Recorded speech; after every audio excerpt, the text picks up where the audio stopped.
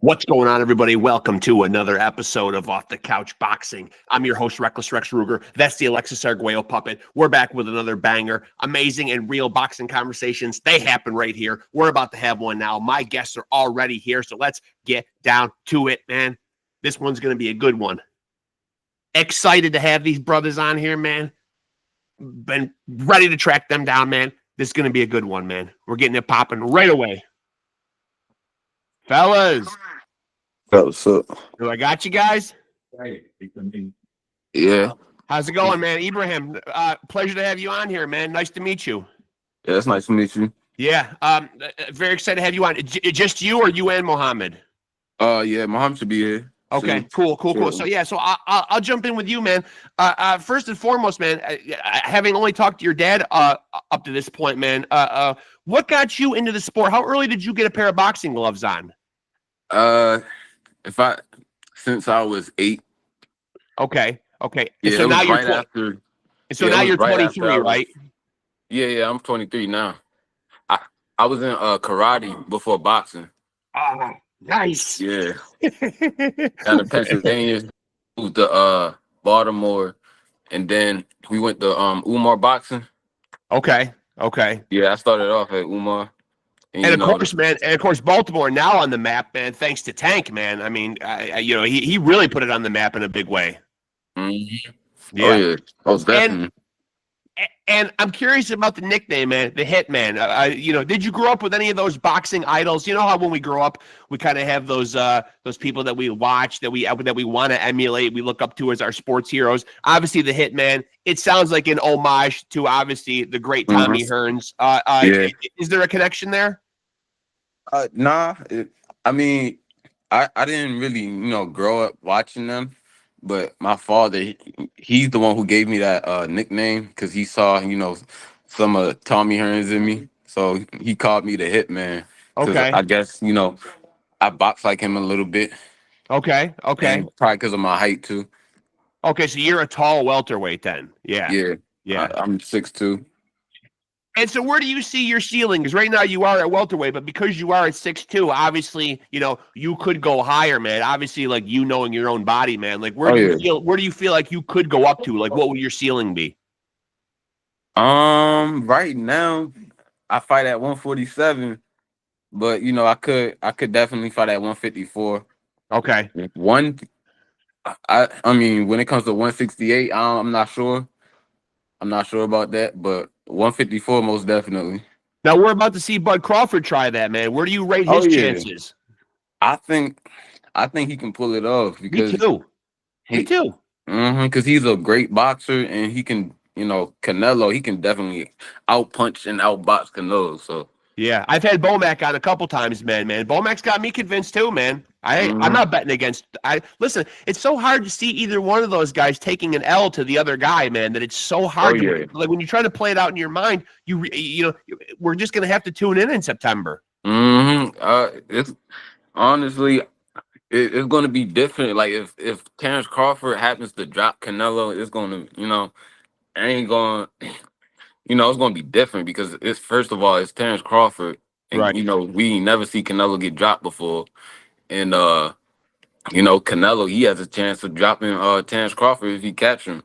Yeah, but it's going to be a hell of a fight in September. And Canelo, obviously, over the years has shown a legendary chin. Legendary. Mm-hmm. But I just don't really understand it. I brought this up with a guest the other day, man. It seems like it would be more embarrassing and more of a risk losing to Bud, who is coming all the way from welterweight up there. And it just seems like, why not take the Benavidez fight and shut people the hell up once and for all, man? You know what I mean? I would definitely most rather see Canelo versus Benavidez because it makes more sense than Terrence Crawford going up to 168. I wonder why he even wanted to do that. I know.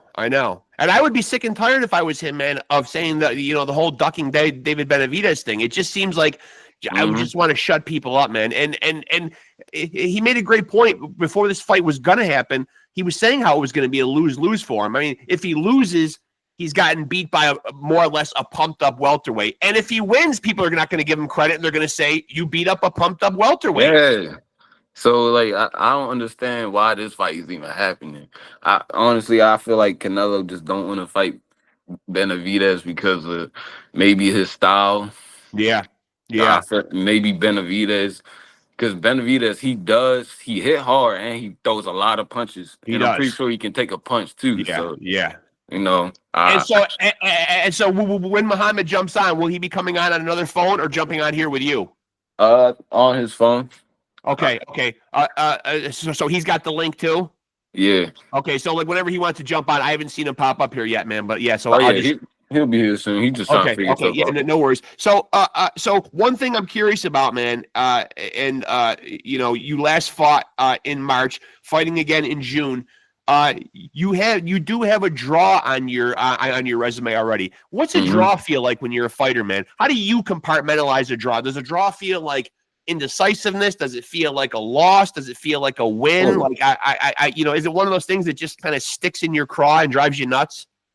Honestly, when I did, I feel like when two guys fight and they have a tie, it just seems weird in a fight, right? it does. Like all that hard work for nothing just to get a draw, it Yeah, sucks. After I got that draw, man, I'm like, I should have trained harder. I should have threw more. I could have did way better in the fight, but it's better than the loss. But at the end of the day, you know, you just getting paid for the fight. right. But do you beat yourself up about it though? Because you were just mentioning I could have trained harder, I could have Of done this, I could course. have done that. Yeah, yeah. When I got that draw, I did not feel good about my. I didn't feel good about myself. I was bummed out. It made But me. if I'm It not just. mistaken though, if I'm not mistaken though, and I don't have the box rec thing in front of me though, man, but it was a split decision draw, correct? Hmm. So does that mean that it bugs you even more? Because obviously there was a judge who saw you winning the fight. Yeah. Honestly, I believe I won the fight, Yeah. like hands down. But the guy, it was definitely a step up fight. The guy who I fought, he fought. He's been well. When I fought that guy, he had just came off a win of beating an undefeated guy, and when I Okay. fought him, I was undefeated at the time. So Right. yeah, he was on Terrence Crawford's undercard, and he undefeated fighter. And then a lot of I was the underdog in that fight. I didn't have like a lot of fans, but he did. Like he had the crowd and everything. So I feel like one of the judges just gave it to him just because of what he did and what he accomplished. But I believe I won the fight. And do you like that role when you go into a fight, man? Because you mentioned being the quote underdog, man. Do you like that role more? People sleeping on you a little. I mean, it's definitely exciting, but it's nerve wracking at the same time because they got the crowd and confidence. Yeah, The crowd give him confidence, and sure. so. But when you come up with a upset, I beat him, and it quiets the crowd. That's a good feeling. So Now, now, is this a guy that you feel like we'll have to see you again, man? When you have a draw, do you want to run it back with the guy? of Yeah, course, because if you receive a draw, you would want to get a rematch to settle business yeah, because a draw basically means the fight ain't even happening. So you right. know what I'm saying? We would have to run it back to handle business and settle things. And what was your upbringing like, man? Like, when did you first know? Like, I know you said you got the gloves on early, man. How did you realize, that you had this skill, man? Like, were like you messing around with your brothers, man? Were you getting in fights at school, man? Like, how'd you realize you had some knuckle game? Um, it was Obviously, don't incriminate yourself. If kids were beaten up in the process, man, we don't have to mention any names here, but uh well, I realized that I had like when I was sparring and fighting, some of the best fighters out there, yeah, as and and handling, my standing my ground. That's when I realized that I had a little bit, of that dog in me, and, a little bit of crack to my punches and all that. And right, plus, my siblings, me and my siblings, we used to spar. I mean, we still spar now, but we spar all the time. So right. you know, my brother's asking to join. Yeah, I thought I just let him in. Yeah, I think I just hit admit, and I think I just let him in. I don't know. Have him try it again. Oh, there he is. There he is. Yep. Muhammad, how are you, man? Good to meet you, man. And he's another guy, man. He's another guy, man, with another kick-ass nickname, man. Hitman and Real Deal. Now, is yours at all inspired by Holyfield? Yes, I seen Holyfield with the real deal, and I really like this name Yeah. because I feel like my boxing career, everything I've been through represents it. Now, Ibrahim and Mohammed, how many rivalries and how many sparring sessions have you guys had to guess have you two had against each other? Because you are only separated by a couple of years, right? You two had to have gone at it a few times, right? Oh yeah, I mean, when we preparing for a fight and we spar against each other, you know, I give my brother like all the work he needs. I don't hold back because his opponent ain't gonna hold back on him. I try to push him to do better, and he tries to push me. So it's vice versa. We do the both for each other. And where do you guys stand right now, man? Muhammad, since you just jumped in here, man, who are some guys now currently, man, that you enjoy watching who are doing it right now? Man, I like watching Shakur Stevenson. I like Terrence Crawford. He doing his thing right now. Yeah. Shoot, I even like watching Keyshawn Davis and Errol Spence too. Like he took a huge L, a huge loss, but you already know setbacks. That's just a huge setback. But I still like watching his old fights because I feel Were like you surprised? Now, did that L surprise you guys, man? Did that surprise either one of you guys, man? When Errol loses to Bud like that? I'm not gonna lie, because I was definitely rooting for Earl. I was too. I know. I almost feel bad saying that because I have had Bomac on here a couple times, man. But I mean, I really did kind of think that Errol would win that fight. Mm-hmm. Me too. Yeah, we all thought the same. At least a close fight. That wasn't even a close fight. Yeah, and Bud was in southpaw the whole fight, just making it look easy, man. Show off. Right. I'm like that's how I knew I was sleeping on Terrence because after that upset, man, I'm like, dang, I'm not sleeping on him no more. And now talk to me a little bit about because you guys are Baltimore guys, man. Obviously, other great fighters have come from Baltimore, but as of late, man, Tank has really put Baltimore on the map, man. Like, what do you guys think of him, as a fighter, as a fellow Baltimore citizen, man, and what he's done for the area you guys are from?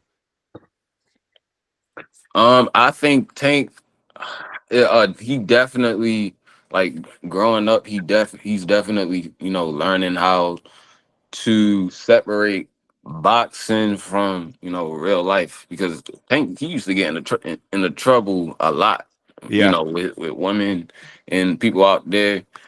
But Tank, he's definitely a great fighter. I definitely like him, and he's quick and strong. And I'm definitely a fan of him, and I'm glad to be part of Upton Boxing where he trained at. And Mohammed, so it was a polarizing decision, though, man. But how did you see the Tank Lamont Roach fight going? Man, I ain't gonna lie. Like when I hate to put you on the hot seat there, man. But hey, man, when I was watching the fight, I thought I'm not gonna lie, I kind of underestimated Lamont Roach. I didn't think he was gonna put up that much of a fight. I thought it was gonna end in a knockout, towards 7th to 8th round. But throughout mid fight, I seen that Tank was himself though. Like everything he was doing, taking the knee, talking to the ref, talking back in his corner and stuff like that. I just knew that he wasn't locked in, as a Tank that we used to watching. So I was very it was a draw, but I was very surprised, of the outcome of the fight. Had my mind blown. I honestly think it's because Tank, he switched trainers. Because in one of the clips you saw that Tank, he was arguing with Coach Calvin, and I think it's because he switched trainers. Now, do you think sometimes, because obviously there's guys who do boxing, for their legacy, for passion, for love of the sport. As of late, there's been a few guys, who are high-profile guys in the sport that maybe that's been questioned about. Tim Bradley was pretty vocal about Jesus, Ryan Garcia just fighting for a paycheck? What are these guys really fighting for? That some of them, you make a good point where Tank didn't seem like his heart was really into that fight. You can lose passion for the sport, right? I mean, you got to be in it for the right reasons, correct?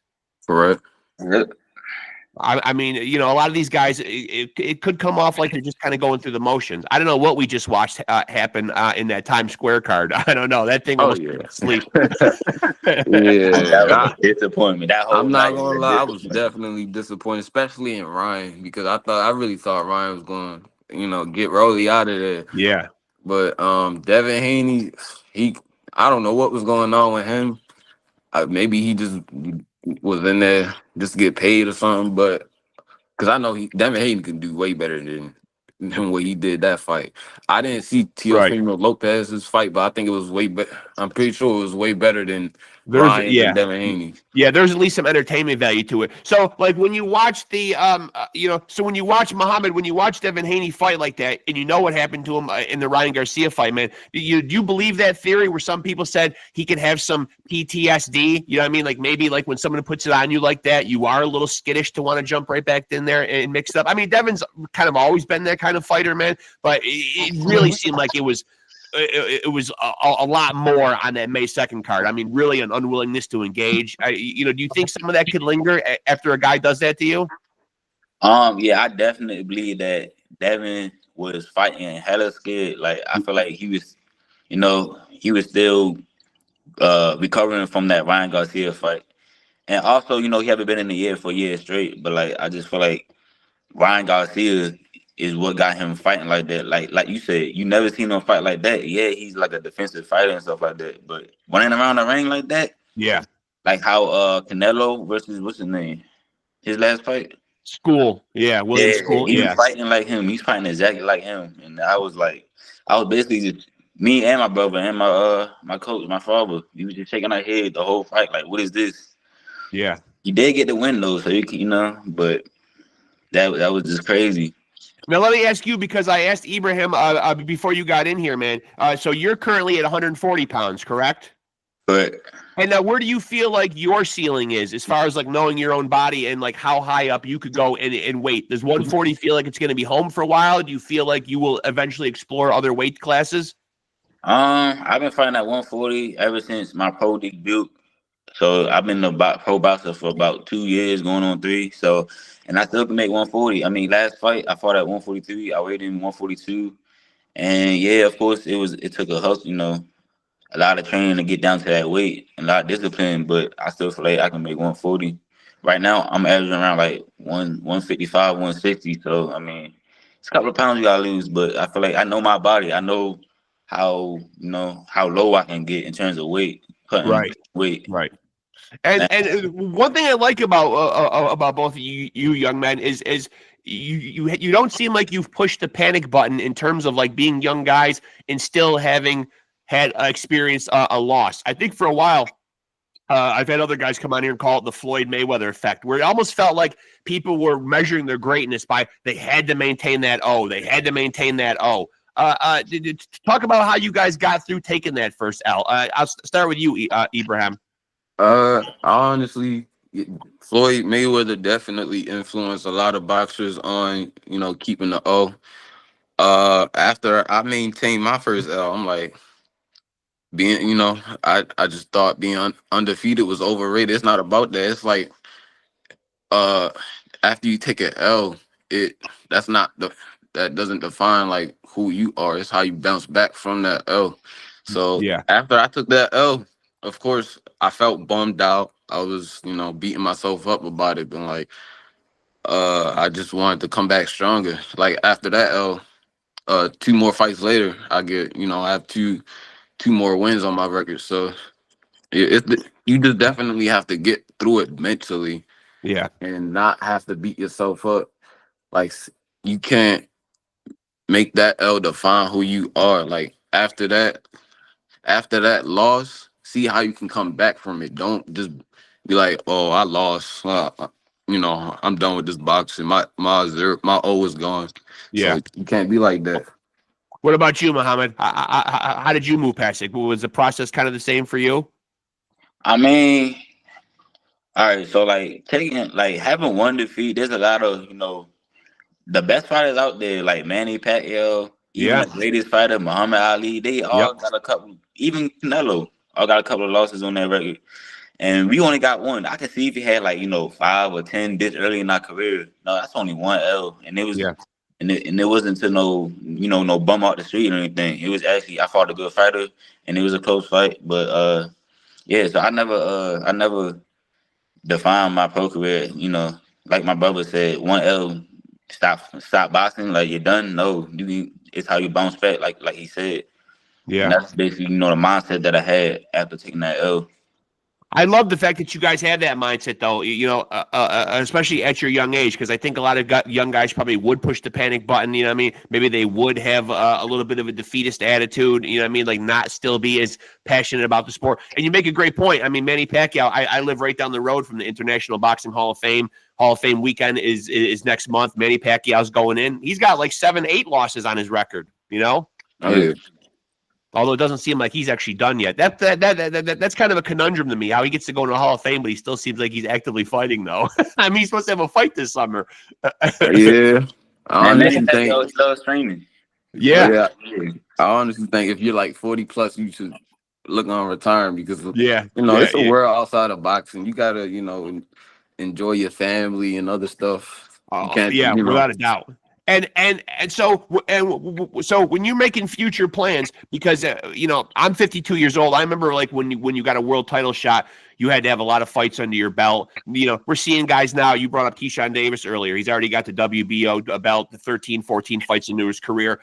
What's the timeline like? Like when would you guys like to be on that world title stage? 2026, 2027. How soon will it come for you? Ibrahim, I'll start with you. I would want mine. I wouldn't want it to come too soon, too early or too late. I would definitely want it to come when I'm definitely ready for it, because maybe give it 2 years. Yeah. 2 years, when I'm 15, 16 and 0. I mean 16 and around that. Yeah. Around that time. Yeah, so you don't feel like I like the fact that you don't feel like it's something that you have to hurry. I think a lot of guys want to hurry up and get to that point, Yeah, because there's a lot of fighters out there that, they just, they rush into fighting this guy, fighting that guy, and then all of a sudden, you take a L, and that kind of ruins your plans. You don't want to. Boxing is nothing to play around with, So I think taking your time, building yourself up,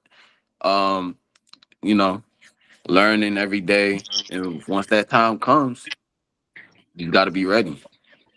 And what about you, Muhammad? Kind of the same answer? You still think you're a few years away? Yeah. I got kind of the same answer like he was saying. You definitely don't want to rush the process, because if you do, you're setting yourself up. You taking a fight that you're not ready for.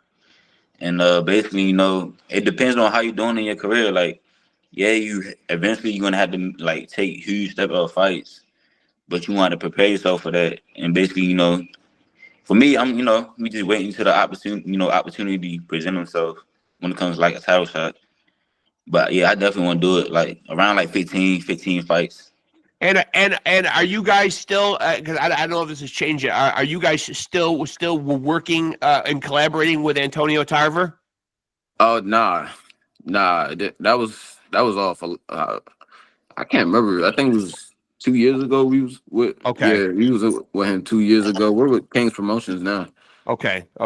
And so was that an amicable parting of ways? You just decided to go in a different direction? Yeah. Basically, working with Antonio Tarver, it was definitely fun. It was a great experience. Working with one of the greatest boxers out there. So I definitely appreciate what he's done for us and all that. So it was. And now, what are the odds now? Because correct me if I'm wrong, Muhammad. You got other brothers also climbing the ranks and coming up in the boxing game, correct? Yep, that's correct. Okay, so outside of you two, How many more boxing Robinson brothers are coming down the pike? I have a little brother. His name's Mr. Robinson. Okay. He's 20. So I'm 21. He's 20, and he's doing the amateurs right now, and he's fighting in the elite class. So basically, you know what I'm saying. He's still doing his thing in the amateurs, Okay.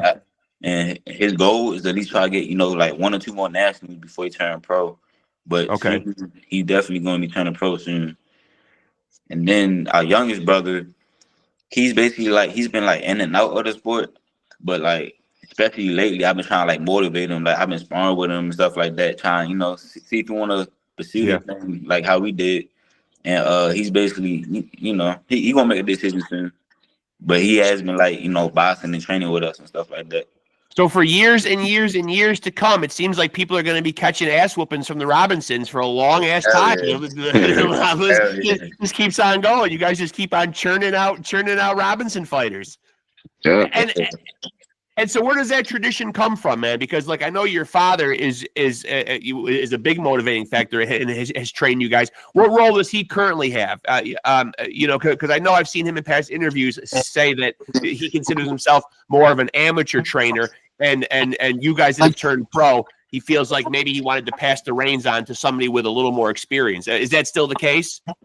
I mean, our father, he's our father and coach, because our father, he gives us the motivation to keep going. Even if he doesn't have a lot of boxing knowledge, he knows how the game works. Because my father, even though he's never been in a ring, he's still a fighter. And that's what life is. So he knows how to overcome things that's trying to bring him down, and that's what he gives to us. He gives us that fight, because he tells us if we can handle this boxing, we can handle anything outside of boxing. Yeah, we can handle life. That's where we get our motivation and stuff from. And now, is it hard, Muhammad? We see that relationship play out in the boxing world a lot. Some people's fathers take a lot of criticism. Sometimes they seem like they're trying to steal the limelight from their sons. So a lot of times there's that generational gap where, younger generation doesn't want to listen to the older generation. Did you find it tough having him be father/coach? I mean, yeah, I feel like it can be tough, seeing your father as a coach too, but it's definitely, I feel like it's a special bond though, because there's a lot of fathers out there who don't even grow up with fathers, so we always grateful. Yeah. We're always grateful for just having them. And so, what was both of you guys' amateur career like? I can't remember my record, but I had a lot of wins and a lot of losses. Because I remember seeing you in a couple of interviews, Ibrahim, you really kind of seemed like towards the end of it, you were really getting just a little bit just sick of being an amateur. Oh yeah. Because when in my amateurs, I didn't really see, which I kind of regret. I didn't really take my amateurs seriously, because when I was an amateur, I wasn't really eating right. I wasn't training, right, training on my own time. I didn't really have the passion for it. But when I turned pro, that's when I really started biting down on. Really got to take this seriously, because I'm getting in that ring, and that guy across that ring trying to kill me. I gotta stop playing with this sport. Boxing is nothing to play with. So that's when I really started to realize everything. And what was the amateur experience like for you, Muhammad? Man, I feel like, I had over 100 amateur fights. I won most of them. I came close to winning so many nationals. It was one tournament when I literally won seven in a row. Then I fought this guy named Trinidad Vargas, lost a split decision. And I even fought Emiliano Vargas before. I actually fought him twice. Okay. And so yeah, I definitely had a lot of my father and everybody was always saying I was always fighting the best, especially in my early amateur career. But I mean, I definitely want to move into the pros too, because like I actually want to start making money out this thing, and Oh like my yeah, brother said, yeah, that's yeah. when the money come in. Amateurs, it's all about getting yourself out there and stuff like that. But when it comes to pros, you already know the helmets go off, leather Yep. gloves, so you Yep. definitely want that lock in and take it serious. And and so what you guys have going on, like, really is kind of reminds me of kind of what Keyshawn Davis and his brothers have going on. You guys are kind of building like a family legacy. And I've had Keyshawn on, man. One of my favorite guys going right now, man. I really love him, man. But so like, what would be the ideal goal, like, for the Robinson brothers, man? Like I can envision seeing all you guys, because you are so close in age, all having straps at the same time. Yeah, that's. I mean, that is part of the goal, and one of my goals is to open some new doors from Muhammad, Musa, Yusuf, not just myself. I want to Yeah. be able to help my family achieve and achieve stuff. Is there anybody out of you two, are either one of you willing to say who, just opinion based, who the best who the best Robinson brother is? Because Keyshawn has been in interviews before, and I believe has gone on record as saying that Keon is the best in his opinion out of the Davis boys. Now, of course, this is obviously like based on opinion. Ibrahim, you are the oldest. As the elder statesman of the Robinson brothers, would you care to say who in your opinion is the most talented fighter? Not to stir up any family drama here or anything. I certainly don't want to do that, but I mean, I get you. I think it's based off, like if I was to spar my brothers today, I think it's based off if you have a good day or not. Like Muhammad's got that look like he's saying you better say him. Nah, all right. If I was to be real, Musa, he definitely has more ring IQ than me and Muhammad. Okay. Muhammad, he has more. He's faster than both of us. Okay. And with me, I got the reach. Okay. I'm taller and I got more reach than them. That was the very diplomatic answer, man. That was spoken like the true older brother right there, man. He made sure that he doled out enough flowers for all you guys, man. Yeah. And now Muhammad, would you agree with that assessment of your brothers? I'm always hearing, like, one reason why I think that Keyshawn said is because Keon is the youngest, right? Keon Davis. I believe so. Yeah, I believe so. They might even have a young. No, yeah. I think Keon is the youngest, and then Kelvin is the middle one. Yes. Yeah. Well, you know what I'm saying. I'm not being cocky or nothing. I got go. I'm the best. Because okay. That's just the mindset is good to have. Well, this is gonna make for a fun Sunday dinner. But if I'm being honest though, like my brother was saying, I mean, we all got our own talents, Yeah. He's tall, I feel like my brother, he's more like I feel like he reminds me of more of a 12-round fighter. Like he likes taking his time, picking his shots, stuff like that. Yeah. Like he said, I do believe I'm faster. And I do believe that our little brother Musa, who's still in the amateurs, I do feel like sometimes he can be more technical than us. Like we just see him do some things in there that's very technical, and it impresses us. So we all got our own skills and talents.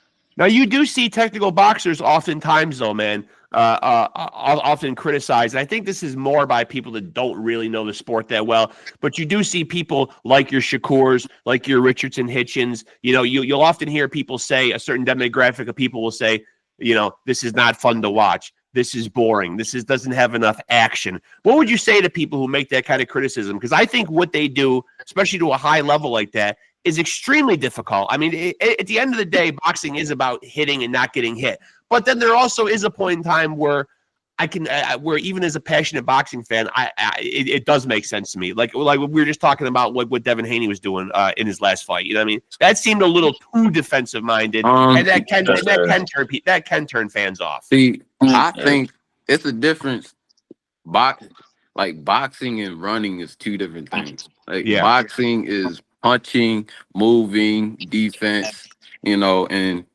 just collecting points. Running, you're just running around the ring, trying to survive Yeah. the entire Yeah. thing. So um, like me myself, I'm a boxer. I don't run. I box around the ring, and so and to the people that's saying that, honestly, like because they're not the ones in the ring. Right. They're not the ones that's trying to, that's in there fighting for their life. So I don't really care about other people's opinions. Like if you're not a boxer, it's just hard for me to sometimes respect your opinion because like when you say, man, he's not in there fighting this and the other. I'm like, all Right. right, how about you go in there and do better than us? See what Right. you got. Right. But Yeah. I honestly think boxing and running is definitely different. I don't like if you're gonna hop in a ring, at least go in there and try to win and not Yeah. run. And I think some people just want to see a slugfest every single time. You know what I mean? Like Yeah. they just want to see people trading punches back and Oh forth. yeah. But then we see how those guys fare because obviously I love having young up and coming fighters on this podcast, but I've also had a lot of the OGs, a lot of the legends, and some of them, man, when they take that kind of punishment, unfortunately we see it, they don't come out so good on the other side. That's that's one of the reasons why I don't like slugging in there myself Yeah. because I'm trying to make it out the ring back to my family Right. to live another day, and if they want to see a slugfest, Go they watch Eddie Ward. Yeah, go watch. Yeah, I mean, well, because you think of a guy like Shakur. I mean, he's not going to take a lot of collateral damage over his career. He's going to be the kind of guy after his career that will be on a broadcast team or be an announcer or still have his faculties. I mean, he's not going to take a whole bunch of punishment for no reason. Yeah, Right. I like fighters like Shakur. Maybe that one fight when he was putting everybody to sleep, that wasn't his night, but he's still Right, a good technical fighter. Like without a doubt. Yeah. I really like his style, and Terrence Crawford. I watch them a lot. I try to learn from them. Now, Muhammad, if Terrence Crawford is able to, and this is just subjective, of course, your opinion. If Terrence Crawford, we see this fight with Canelo happen in September. First of all, I asked Ibrahim before you got in here, man, where do you rate his chances in this fight? His chances I ain't gonna lie, Terrence Crawford versus Canelo. Now I feel like in terms of weight, so like Terrence Crawford, he fights like he's not as big as Canelo, right? Or am I wrong? I mean, what I can know. Sure looked it in the ring the other day, though, man. When they had him looked face like off, he looked pretty big. He looked like he was walking around. I've had Bomac on here, man, a couple times, and Bomac says he'll walk around at 175, 180, and he looks like he holds it well. But you guys know, having the weight and being able to perform with the weight are two different things. Right. Yeah. So you have to consider, Canelo, he just came from cutting a whole bunch of weight, for weighing. So he's probably not as big, as his regular walk around weight. Right. But yeah, I mean, I feel like Terrence Crawford, he definitely have a shot at being Canelo. Now, honestly, I feel like if he did beat Canelo, I'm going more towards like a unanimous decision. Like I don't think that he's gonna be able to stop him, KO or anything like that.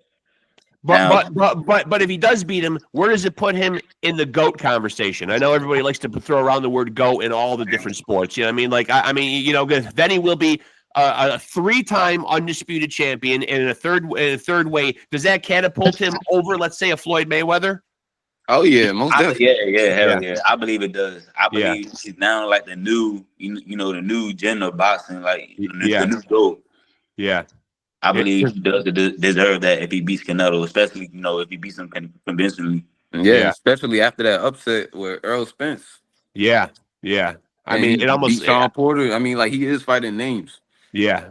Now, obviously, we're almost at the halfway point of 2025 right now. Have there been any fights that have happened so far? And I'm talking to you guys from a fan standpoint. Have there been any fights so far that have stuck out to you guys? And are there ones that coming up that you guys know about that you're looking forward to? Obviously, we just talked about Canelo and Crawford. Now, have there been any fights that have happened so far that have really stuck out to you guys? Um, I'll see, tell you now one. that I think I'll of it, tell I you one can't that I think of recently nothing. But enjoyed, man. And I know there was no belt on the line, but the UK fans will show out even when nothing is on the line, man. But that Conor Ben Chris Eubank Jr. fight was fucking great. oh yeah, I didn't get to see it. And those guys were just, and there was like the British version of Gaddy Ward, and they were just punching each other for no belt. I mean, it's, you know, a stadium full of British fans. I mean, pretty damn Mhm. good. I honestly thought Conor Ben was going to win, but when I saw what's the other guy won, I'm like, oh, dang, that's crazy. Yeah, I guess fucking size did kind of win out at the end. And obviously before your brother got in here, we were talking about the Times Square card. Obviously that looked good on paper. That didn't turn out to be so great. Nah, I didn't. Man, every time Javante Tank Davis about to have a fight, man, that punts me up the most. Because y'all Yeah, know, he from Baltimore. I know. I Yeah. took a picture with him, back then he even coached my quarter once, one of my amateur fights, and I still remember that day. So every time he had a fight coming up, man, that would pump me up the most. And But I now, feel like do you think he'll make the adjustment in the Lamont Roach rematch, man? Do you think we'll see hell him a little yeah, I more feel like focused? yes, Yeah. I feel like now, Tank, he taking a rematch, and I just feel like this time he really gonna be locked in. This time he's not gonna be goofing around the ring, and he's gonna change up his training camp a little bit, and I just feel like he's gonna be the Tank that we know. Now I'm still not now this time though, I'm not underestimating Lamar Roach. I still feel like he's still gonna put up a good fight though. Yeah. Now, but if you're in the other corner though, and your opponent takes a knee, as we saw Tank take a knee, you're obviously thinking that you've scored a knockdown, though, right? Yeah, Yeah, I'm not gonna lie. That should have been a knockdown myself. I think he got lucky off of that one. Yeah, he Yeah. definitely I mean, I don't did. care what you've got in your eye. You just can't call an audible timeout on the fly like Right, that. I yeah. mean, At least, that's like, just a if he no-no. did want to call a timeout, he should never took a knee. I mean, he could have did that, try to do that, or at least Yeah. go to the corner, talk to the ref, or anything. Yeah. Nah, taking a knee. Well, I also had a lot of fighters come on here who also made the good point that even his corner coming up on the apron with a towel in their hand could have been a disqualification as well. Oh yeah, towel. Yeah, that's like true. throwing in the towel. So yeah. I mean, just Yeah. approaching the apron at all and just coming up there at all. But there were a lot of people who made the point on here, and I appreciated their honesty, who came out and said, if the roles were reversed and Lamont Roach took that knee, because Tank is the A side, you know what I mean? Maybe it might have been scored differently. I don't. Do you believe that kind of stuff can happen? You guys are young fighters. I imagine sometimes you guys must be concerned sometimes when a fight goes to the cards, because we do still see, and I've been critical of it on here a million times, we do still see some awful judging and scorecards, man. And it can really change. It can change the trajectory. It can change your financial future. How do you guys approach it? Because obviously it's got to be nerve-wracking when you're a young fighter and you're going to the cards. I don't know. Do either one of you guys consider yourself, knockout artists? Do I consider myself a knockout artist? Not right now, because I feel like there's still more in me that I can do, especially because my last fight I could have got him out of there, but I didn't. But that's what I've been beating myself up about. But when it comes to the scorecards, I hate it, man. Like it's just the judges. Sometimes I just don't know what they be watching or what they want from us. I know. I've asked many people what the solution is on here, man, and I don't know. Like, I know they're leaning towards maybe AI judging. I don't know if that's the answer. Having a computer or a robot there. I don't know that fixes the problem. I think what the problem is, a lot of it though, man, is that and I'm not going to call any guys out by name, but you do have like 3 guys sitting there. 70, 75-year-old guys don't look like they've ever had a confrontation in their life. Possibly the answer could be putting people there who have actually climbed through those ropes, even if they didn't do it professionally, even if they just had an amateur career, but just to know what it's like to climb through a rope and know what they're looking for when 2 guys are in there having a fight, Yeah, that would definitely help, man. Just having younger judges, like you said, 70, 75, that's a little too old, But they probably sleeping during the Right. round. Especially, if it's a boring fight, 12-round fight, they definitely going to, have a better chance of falling asleep. That's a little too old. And I do believe sometimes there is a certain agenda push. Like a couple weeks ago, I had Terrell Gaucher on here. Now, he was just blatantly robbed a couple of months ago, man, in a fight against Elijah Garcia. Now Terrell's a 37-year-old guy. Elijah Garcia is a 21-year-old prospect. sometimes it seems like maybe that's who they want to push. You know what I mean? Like, hey, like let's try to push the younger guy's career. Probably, but I still think that's unfair It to is. It is. other boxers. Yeah. To see them. Everybody's putting in the same amount of work. You know what I mean? Like, you know, and so talk to me a little bit about who you guys have had an opportunity or a chance to work with or spar with in any of your training camps. Is there anybody that sticks out? I mean, I know you guys. We were talking about you guys were working with Antonio Tarver for a while, but have you got to share the ring with any guys? At the time we was working with Antonio Tarver, we had a chance to spar a couple rounds with his son, and I feel like that definitely helped prepare us for that fight. And what's his name? I forgot his name. Tiger. I think we sparred him a couple of rounds. It was good working with him. You know Tiger Johnson? Oh yeah, he's great. Yeah, absolutely. And Jahi Tucker. We sparred Jahi Tucker. Who else?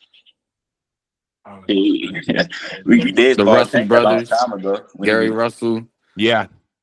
When I sparred Gary Russell, man, oh my god, it was a long time ago, but yeah, his boxing style is definitely like he's nothing to mess with.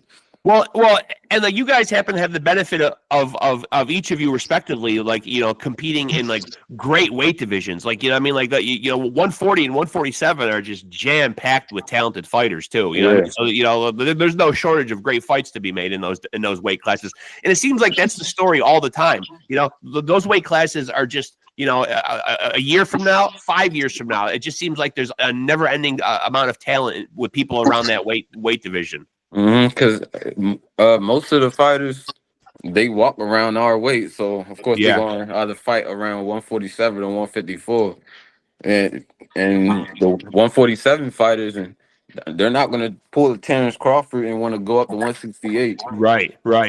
Yeah, that's rare. Now, now, Muhammad, let me ask your opinion, man, on a polarizing guy in the sport. There's either people who say that they hate what he does or they love that he brings eyes to the sport. But where do you stand on these Jake Paul type fights? Are you a fan when these events happen?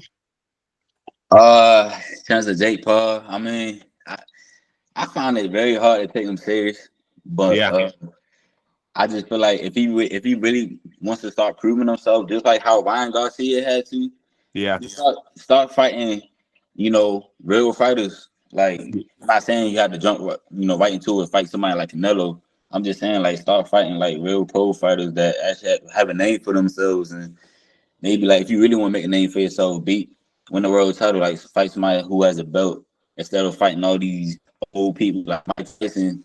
Yeah, he's Mike Tyson, but he's very old. He's done with the sport. That's not the same Mike Tyson that everybody knows. Right. Like, obviously, he's trying to train and live and perpetrate himself as a fighter. You know, but Ibrahim, do you look at him and say, I see a boxer, or is he not earned that respect yet? Well, when it comes to Jake Paul, I do respect him for getting in the ring and having the guts to get in the ring and, you know, fight, but he can't call himself the best. Like saying, yeah, I'm that fighter, I'm this and that. You haven't fought nobody. So he hasn't gained that respect of saying like he a actual great fighter, because he has to, you know, he has to fight somebody to earn that respect.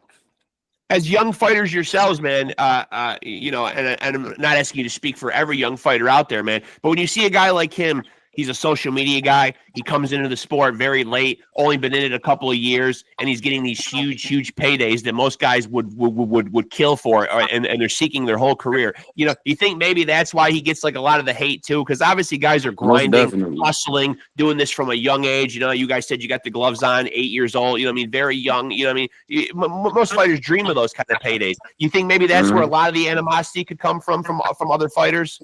Yeah, because it's not easy to fight on TV and, you know, have a sold out arena and make that much money, and you've only been doing this for a couple of months, a year, and you making that much. And we've been doing this our whole entire life, and we're not even like on TV yet. So does it feel like an insult? Is it an insult, Muhammad? Do you does it feel like a slap in the face?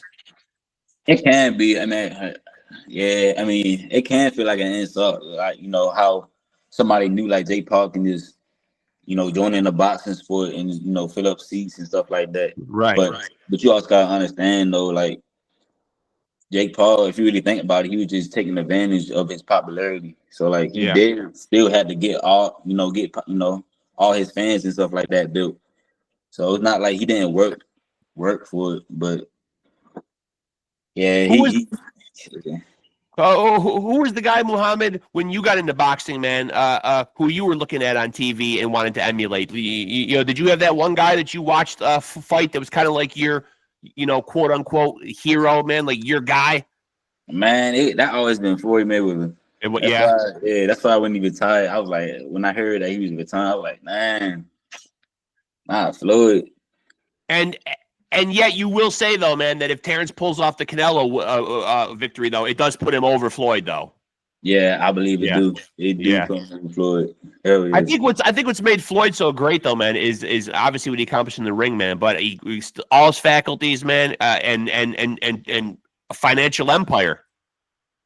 That's what every fighter wants, right? I mean, Now, now a lot of people have criticized some of Floyd's fights by saying that they were very close. Possibly he might have even got edged in some fights.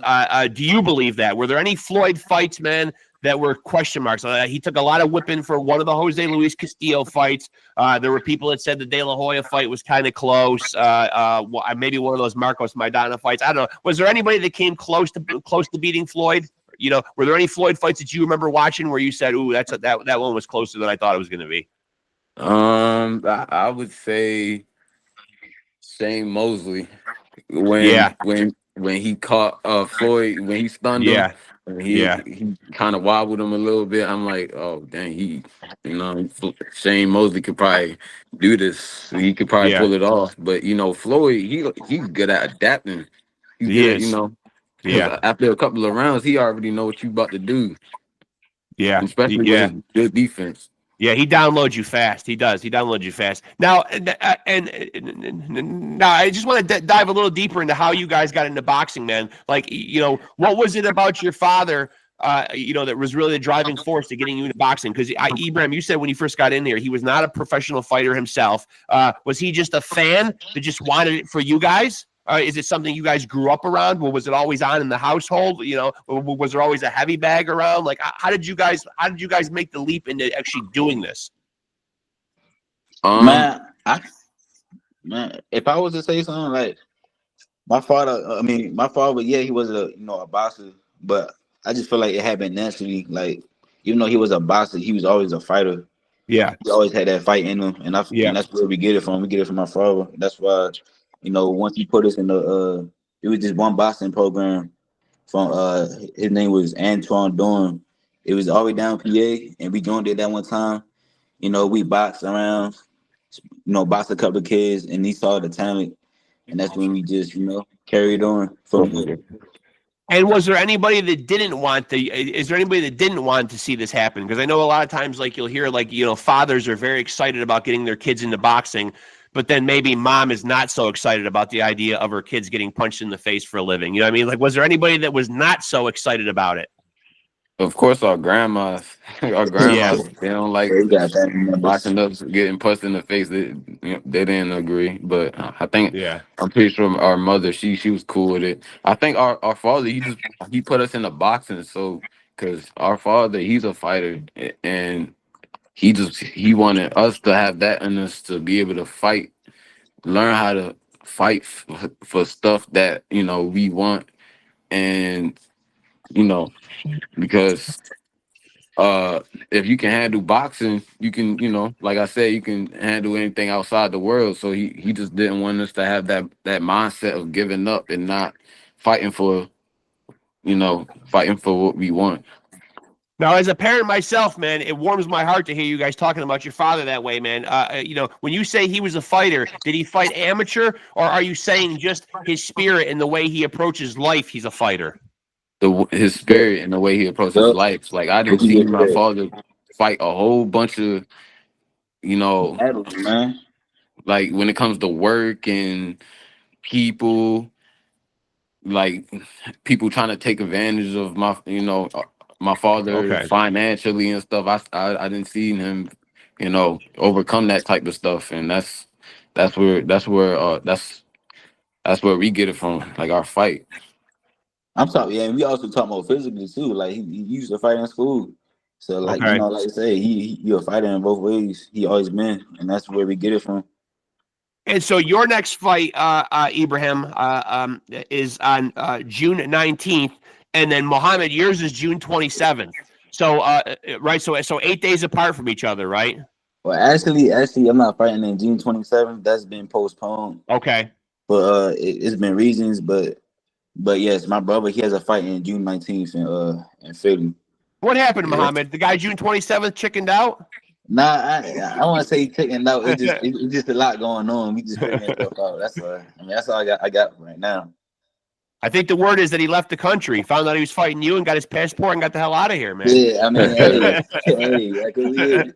Hey, listen, man, you don't mess with anybody with the nickname Real Deal, man. We learned that with Evander Holyfield. If we've learned nothing, we've learned that you don't mess with anybody named Real or Hitman for all that. I mean, come on, man. I mean, Tommy Hearns and Evander Holyfield. I mean, you guys have certainly picked amazing fighters, to go and poach nicknames from. I couldn't have picked them any better, man. I mean, come on, man. Yeah, most definitely. They were one of the greatest fighters out there. Amazing. Especially, Yeah. And we've also learned that Holyfield, and we've also realized about Holyfield, a compassionate and forgiving guy. For God's sakes, he's buddies with Mike Tyson. The guy bit his ear off. Oh, yep. Learn to forgive and forget, right? Yeah. On the other cheek. I still think that's wild, but that's like biting somebody's ear off. Biting somebody's ear off. Like, It's got to be a Brownsville thing, man. You know what I mean? Like, I live in upstate New York, man. I guess us New Yorkers, man, we get down differently when we're not doing so good in a fight. I don't know. I mean, going to the ear. And now you guys have never thought about that, right? You never want to take a bite out of a guy's ear. And they don't try to bite mine either, because come on, I'm not trying to miss the ear. I'm just ready to fight with my hands, not with my teeth. Yeah, I mean, I see. Now is that any of the motivation, Ibrahim, behind the braids covering the ears? Just keep it right out of sight, right? Keep the ears right out of sight. Well, not really, because I'll be having this styled up, so it won't be in my way when I fight. Okay, and so what do you know about your opponent on June 19th? Is it one of those to be announced, or do you already know who it is? I already know who it is. He's a fighter. Okay, that's all we're gonna say about him. Yeah, he fought Richard Hitcherson before, and other fighters. Huh? Okay. Oh yeah, and he has fought on DAZN. Okay. And what about you now? Do you know, Muhammad, when you will be in action again, being as that this fight fell through? I feel like my next fight is going to be more of a step-up fight. Okay. I'm going to be fighting somebody with a better record, than average. It's been on TV, and it's going to be a fight I'm definitely going to, lock in for. It's not going to be a walk-over fight, and I'm still going, going to get in there, do my thing, even try to aim for the KO. And now each of you guys, as I said, are in great weight classes. Ibrahim at 147 right now. Who's the guy at 147? The best welterweight out there right now. Best welter. I would have said Terrence Crawford, but he going up to 168. So I'm gonna say Boots Ennis. Okay, Boots. And what about you, Muhammad? At 140 right now, who's the best super lightweight out there? I would say I would get that Tio. Tio? Yeah. I would give it to him. I would agree with you too. And oddly enough, it seems like, man, like these guys are both of your answers seem like they're both looking for smoke with each other right now. Oh yeah, that's crazy. It seems like it. Yeah, I don't think we'll see Tiafimo at 140 for much longer. Yeah, he's outgrown the weight class, and I think he's ready to move on to bigger and better things. And so, what's been the biggest surprise this year in boxing? Obviously, it was kind of a surprise that we saw that we saw Tank not steamroll over an opponent, because I think everybody thought that.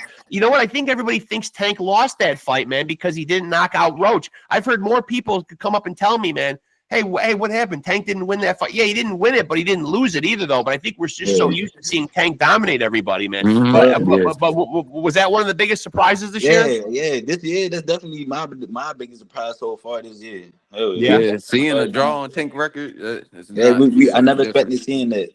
Yeah, and so. So the future for you guys, man, obviously you've got a lot of years left ahead of you to fight, man, but have either one of you guys thought about what life after boxing looks like when you're done competing in the ring? Like, do you feel like you guys will always keep a foot in boxing? Like, are you interested in like promoting or being trainers yourselves? Do you feel like, or do you feel like when you're done with the sport, you'll walk away and do something different? See, I don't have an answer for that yet because I've been thinking about that. I think about that every day. Like, what am I going to do out, when I hang my gloves up? It's still an answer. It's still a question I'm still thinking about. Okay. Muhammad, do you have an idea? What comes to me, y'all, when I'm successful and I retire from it successfully, I'm definitely going to still have that boxing spirit in me, Yeah. If I feel like teaching some kids how to box, I won't mind doing that. I won't mind, talking to kids about it. And shit, I mean, being a coach, I would have to go with, as to what my brother said. That would have to be a decision I would want to make when I retire. Yeah. It is a big commitment. It is a big commitment because even when you're a coach, man, you're still at the gym every single day. And even more importantly, now you're trying to get somebody to actually focus and listen to you, Mm-hmm. Then you have to travel. Yeah. You have to travel with them, learn how to wrap hands and work mitts and go to each and every fight. So it's definitely a commitment. And God forbid, man, try to get through to younger people. I mean, that's not always easy either, man. Probably ask your pops that, man. Definitely. I know, because I got kids. Yeah. But listen, man, I'm so glad I got a chance to have you guys on here, man. It's really been a pleasure talking to both you guys. Now I'm in contact with Pops on WhatsApp, man. So when you guys got something popping, man, I'd love to have you guys back on. Seriously, man, it was really fun chopping it up with you guys, man. Yeah, we appreciate you having us on here. Yeah, my pleasure, man. My pleasure. It was good talking to both of you, man. Enjoy the rest of your Sunday, fellas. All right, we'll talk again, guys. And best of luck with your fights coming up, man. We'll talk again soon, man. All right. Man. Thanks again, Mohammed. Talk to you soon, buddy. Thank you. There they go, folks. Dem Robinson boys. Boy, do I like them, man. That was Ibrahim, the Hitman Robinson, and Muhammad, the real deal Robinson, man. Two young guys from Baltimore, man, continuing to make sure Baltimore stays on the map. We've obviously seen Tank, or other fighters before him, obviously, but in recent times, Tank really putting Baltimore on the map, man. But the Fighting Robinson boys, and it sounds like there's even two more. So credit to Mr. Robinson, man, their father, Sean, man, raising up great young fighters. And more importantly, I can say from one father to another, raising great young men. What a pleasure talking to them, man. Ibrahim is 8-1-1, 5 knockouts. He fights at welterweight. Muhammad is fights at 140, super lightweight. I believe, boy, see that? I should have that in my notes. How unprofessional. But I believe he has the same record. And yes, I won't edit any of this out. You guys are just going to sit here and suffer with me while I look this up. Muhammad also 8-1 with 4 knockouts. Super talented young men. I would encourage you to go on YouTube, check out their highlights, man. Both of these young men can really scrap, man. And they can both bring it in an interview, man. Just engaging, insightful young men. It's, again, a credit to their father, man. And it's great to see young guys like that in the sport, man, being ambassadors for the sport. And just continuing to, as we see the sport progress, we need young athletes like that. Good heads on their shoulders, obviously talented, of course. But, to see guys with that type of insight and with that kind of motivation and intellect, job well done, man. Robinson family going to do huge things without a doubt, man. As I said, Ibrahim fights at welterweight. Muhammad currently at 140 at super lightweight. Big pleasure having them on. And let me extend a big thank you to their father, Sean, for helping facilitate the interview, for hooking me up with the boys. A pleasure, really. So I thank both of them for being on here. We rushed straight into it, so I didn't get to put my promotional hat on. So make sure to like and follow Off the Couch Boxing on Facebook.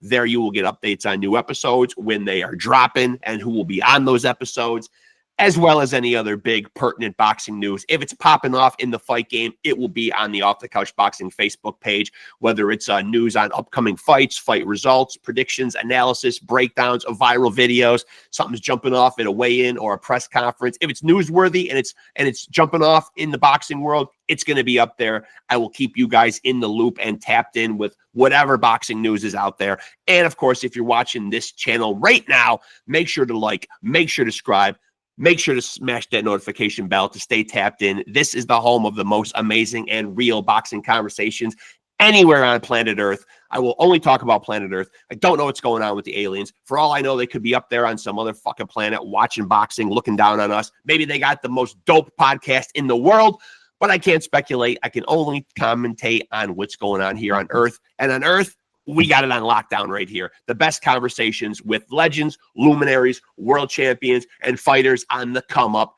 Coming here to chop it up with your boy, Reckless Rexx. That's what makes us, of course, the undisputed, undefeated heavyweight champion of boxing podcast. And I got good news. You too can be a champion. How, Rexx? How can I be a champion? I'm sitting here watching you. Well, it's very simple. Take out your notebook, take out your pencil, or just perk up your ears, because the formula is very simple. You can be a champion by just continuing to stay tapped in with Off the Couch Boxing and continuing to roll with the champs. Peace.